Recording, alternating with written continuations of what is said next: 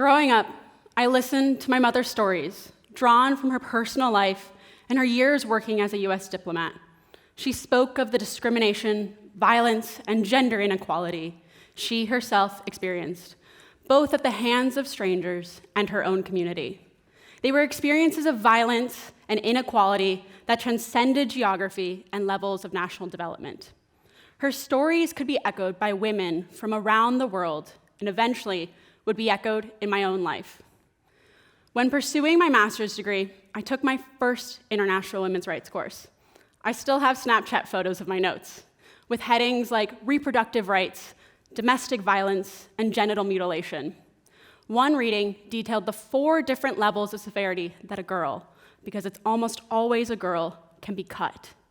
I remember feeling those words in my own body. That class taught me a new framework to see the world with, how to recognize systems of power that shape women's daily lives visibly and insidiously. It changed what I was willing to look away from.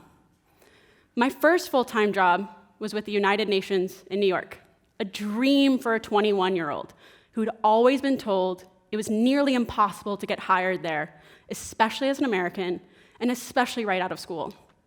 I was ecstatic to be near the highest levels of international policy. Then one meeting changed how I understood that work. It was an update on humanitarian operations in South Sudan. A colleague at a different UN agency mentioned a mass rape event of more than 200 women and girls that occurred en route to food distribution. I included that detail in my meeting summary, but my supervisor told me to remove it. The distribution site had been moved, so it was irrelevant.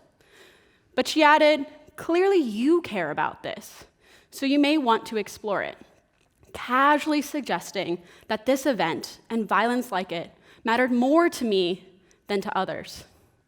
I started to see the hypocrisy of a system that was meant to ease human suffering, but ignored it when it was inconvenient to the organization's narrative. While I was shocked at the time, she was right about one thing. I did care, so I did explore it.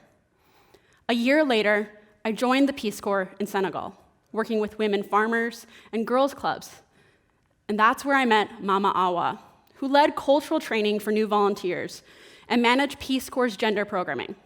Mama Awa defined herself as a traditional Senegalese woman, but her life slowly and gradually transformed until she found herself in the position of an activist, fighting for the betterment of women within her community. She told me about her own experience undergoing genital cutting, a practice she now opposed, yet discussed with nuance as an important cultural practice in her girlhood that was central to her sense of belonging in her community. This made me confront a reoccurring tension between protecting women from violence and respecting their agency. She explained how outlawing it had forced the practice underground, with girls getting cut younger, often in unsafe conditions, and more likely against their will.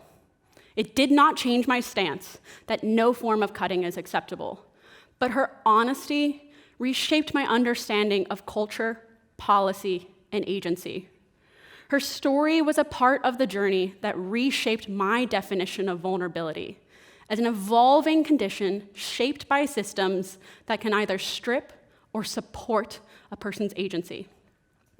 2 years later, I found myself working with the Millennium Challenge Corporation, a US government foreign aid agency in Lesotho in Southern Africa. Before 2006, married women in Lesotho were legally considered minors. They could not sign contracts or own property in their own name. The legal reform that granted women legal adulthood and all further efforts, enforcement, and continued advancement of women's legal rights was because of the women I worked with in Lesotho. My dear friend, Manana, who led our office there until her passing last year, was part of that change. Manana spent her life wheelchair-bound in a community that was not built for persons with disabilities, let alone a woman with disabilities. In university, while studying to become an economist, with the support of her family, she met her future husband. It took 7 years for her family to approve their marriage, because they feared he would abuse her or fail to provide her with the necessary care. And when they finally planned their wedding, her childhood priest refused to marry them because he questioned if she could be a real wife, implicitly doubting her ability to fulfill the sexist expectations of housework, domestic care, and even sex. She had to cross the international border into South Africa to get her electric wheelchair fixed because the technical skill and supplies to do so were not available in Lesotho. Once, she even got trapped in the elevator doors in our office building. When we traveled together, she told me that visiting the US made her sad because she saw a life where she did not encounter the same barriers she did back home. Her story showed me how gender, disability, and geography create everyday obstacles, and how often systems are not designed for those that cause inconvenience. Later, when I returned to the UN, my job was to write large funding proposals and reports for governments and organizations that donated significant funds to the UN in Nigeria. They detailed who our programs reached and how.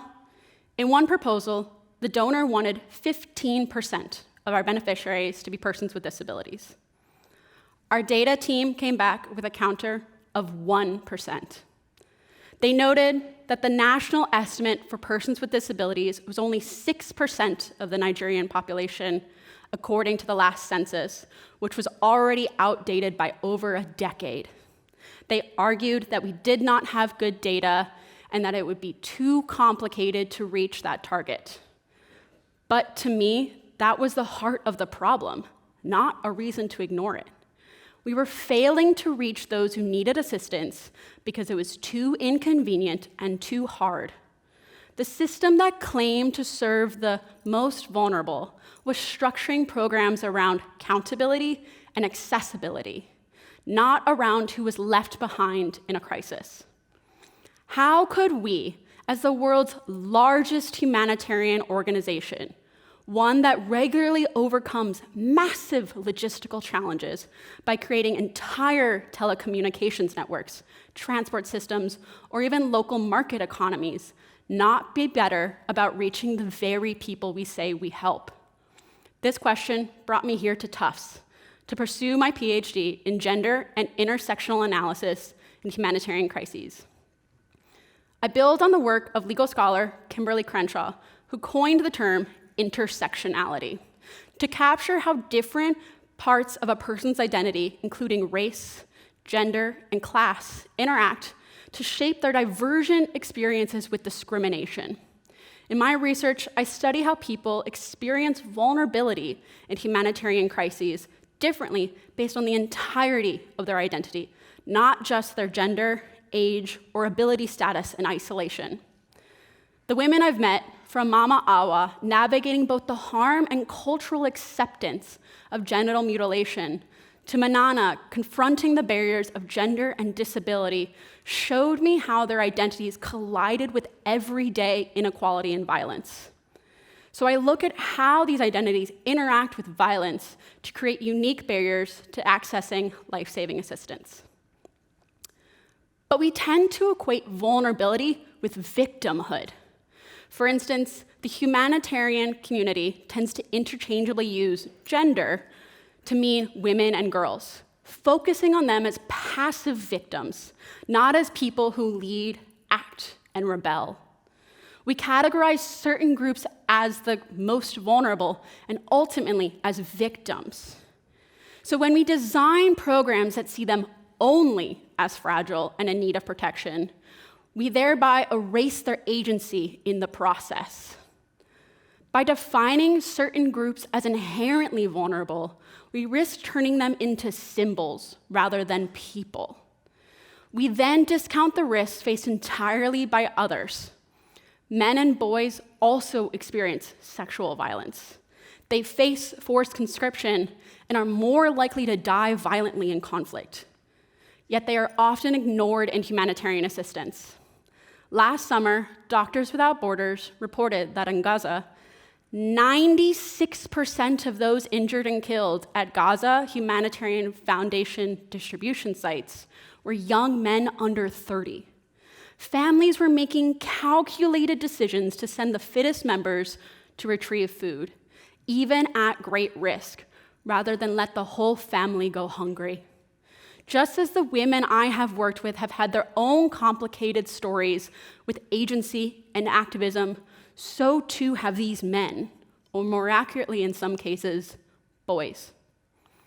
They are not just anonymous beneficiaries or victims. They are people making impossible choices to be contributing members of their community and to survive. We make similar assumptions about persons with disabilities, who represent 16% of the global population, 1.3 billion people, but are systematically excluded from humanitarian assistance. UN data shows that persons with disabilities are 2 to 4 times more likely to die in disasters. And this is even more alarming when we consider that conflict areas have a higher proportion of persons with disabilities. But it is hard to understand the full picture because most research on disability is conducted in the global north. One study on the barriers experienced by persons with disabilities accessing sexual and reproductive health care found that of 1,061 identified studies, only 26 covered sub-Saharan African countries. And most of the existing research on disabilities and humanitarian crises focuses exclusively on adults. The reports that do exist on children with disabilities in humanitarian contexts link poor design of humanitarian assistance with reduced access for children with disabilities. This happens sometimes from a lack of awareness, other times from explicit exclusion. In 2022, nearly half of UN country teams believed children with disabilities were not sufficiently incorporated in programming and data. In internally displaced and refugee camps, for instance, the proportion of children with disabilities in schools was not representative of the proportion of total children with disabilities in the camps. Parents often kept their children home out of fear that they would be unable to evacuate in the case of an attack, a calculated decision to reduce exposure to risks. This is why data and our perceptions of vulnerability matter. When we fail to collect detailed data broken down by age, ability, and gender, or design inclusive programming, we violate the humanitarian principle of do no harm. Contemporary humanitarian assistance is guided by 4 key principles: humanity, neutrality, impartiality, and independence. The primary principle, humanity, states that aid should be provided to all in need, protecting and respecting all human beings.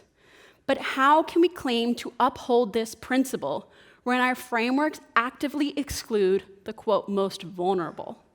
When we design food distributions that endanger women, when we create distribution sites inaccessible to persons with disabilities, when we fail to consider the experiences of men and boys, we are not neutral.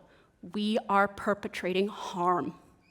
So, as I reflect upon my life, as a girl who learned from her mother's own experiences with discrimination, to an adult woman whose understanding of resilience and advocacy is shaped by the women I have worked with, I come to the question that defines my work. How can we design programs and policies that help people in their worst moments while recognizing their agency, dignity, complexity, and ultimately their humanity? Vulnerability is not weakness, and humanitarian aid must not erase agency. To truly reimagine humanitarian work, we need to do 3 things. First, we ask who is missing. Look for those overlooked by assumptions and biases. Second, we collect disaggregated data by gender, age, ability, and context, so that programs are informed by reality, not convenience. Third, we integrate those affected into leadership spaces, giving them the space to design, lead, and adapt solutions. And this approach isn't limited to international crises. In our own communities, workplaces, and schools, we can notice who is missing from our spaces. Who is excluded from opportunities, and how systems, and by extension ourselves, unintentionally perpetrate harm. When we see the complexity and entirety of a person's identity, respect their agency, and create more responsive environments, we are acting on the same principles that can make humanitarian aid more effective. If we shift the narrative from victimhood to agency, we can design systems that protect, empower, and respect all. And in doing so, we fulfill the promise of humanitarian work to uphold humanity. The most vulnerable populations, and better yet, all of us, deserve nothing less. Thank you.